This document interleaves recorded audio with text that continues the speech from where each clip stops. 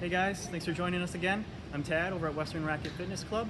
Today we're going to talk about lower ab training. So yeah, I know everybody likes to talk about wanting the six-pack washboard abs, but that's really not like the only thing to consider when we're looking at ab training.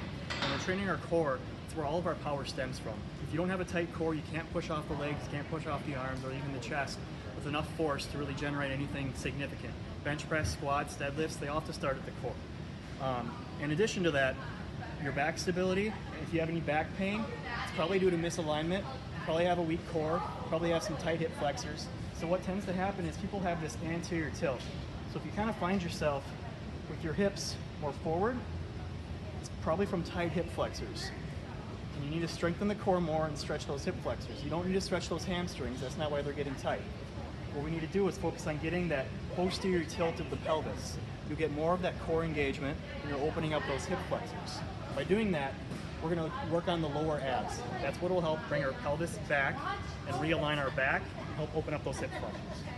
So I say, all right, let's work on low abs. Usually the go-to is, all right, I'm going to do leg raises. So we usually hit the mat.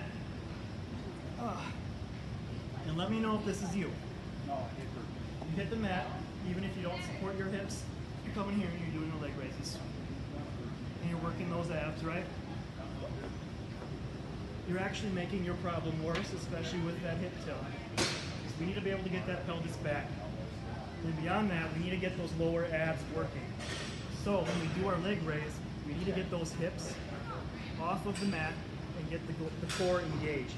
So when I'm coming up, I'm going to make some space between my butt and the mat without using my momentum. I'm coming up and getting clearance there and squeezing my lower abs.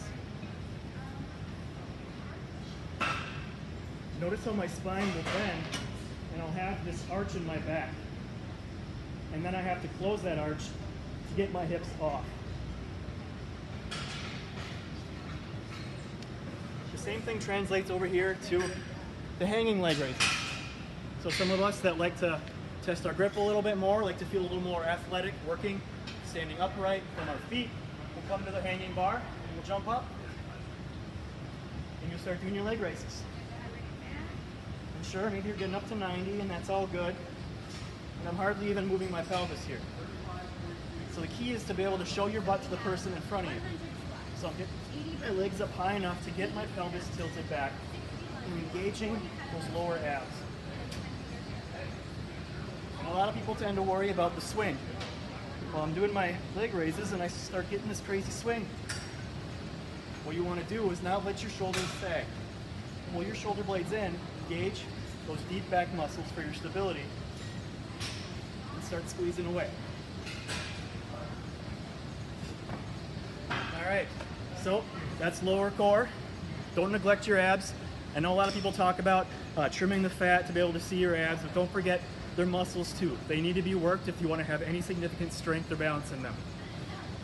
Thanks for joining me.